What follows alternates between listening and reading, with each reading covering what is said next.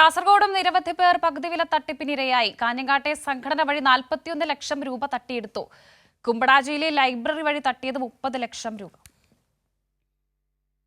കാഞ്ഞങ്ങാട് മോനച്ചയിൽ പ്രവർത്തിക്കുന്ന social economics development എന്ന സംഘടന വഴി സ്കൂട്ടറിനും ലാപ്ടോപ്പിനും പണമടച്ച 106 പേരാണ് തട്ടിപ്പിനിരയായത്.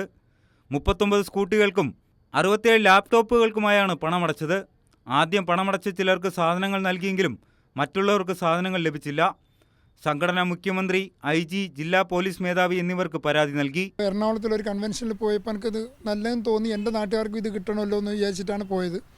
CSR ഫണ്ട് എന്നൊരു ഫണ്ട് ഉണ്ട് എന്ന് എനിക്കറിയാം. അത് ഇവർക്ക് കിട്ടുമോ കിട്ടിയില്ലെന്ന് എനിക്കറിയില്ല. ഈ 39 വണ്ടി 67 ലാപ്ടോപ്പ് ഇപ്പോൾ കിട്ടാനുണ്ട്. 106 പേർക്ക് മൊത്തം സാധനം കൊടുക്കാനുണ്ട്. 41 ലക്ഷം രൂപയുടെ തെളിവുണ്ട്. അതിൻ്റെ അടച്ച റെസീറ്റ് ഉണ്ട്. ഞങ്ങൾ കംപ്ലൈൻറ്റ് കൊടുത്തിട്ടുണ്ട്. കേസായിട്ട് മുന്നോട്ട് പോകുന്നു. പലരോടും കൈ നീട്ടിയിട്ടായാലും മേടിച്ചിട്ടായാലും എന്ത് നഷ്ടം സഹിച്ചിട്ടായാലും കുറച്ചെങ്കിലും നമ്മൾ കൊടുക്കണം. കാരണം എല്ലാവരും പാവപ്പെട്ടവരാണ്. കുമ്പടാജി മൈത്രി ലൈബ്രറി വഴി പണം നൽകിയ 100ഓളം പേരും തട്ടിപ്പിനിരയായി. 30 ലക്ഷത്തോളം രൂപയാണ് തട്ടിയെടുത്തത്. ലൈബ്രറി ഭാരവാഹികളും മുഖ്യമന്ത്രിക്കും പോലീസിനും പരാതി നൽകിയിട്ടുണ്ട്. ഇങ്ങനെ വിവിധ സംഘടനകൾ വഴി അപേക്ഷ നൽകിയ നിരവധി പേർ കാസർഗോഡ് പകുതി വില തട്ടിപ്പിന് ഇരയായതായാണ് വിവരം.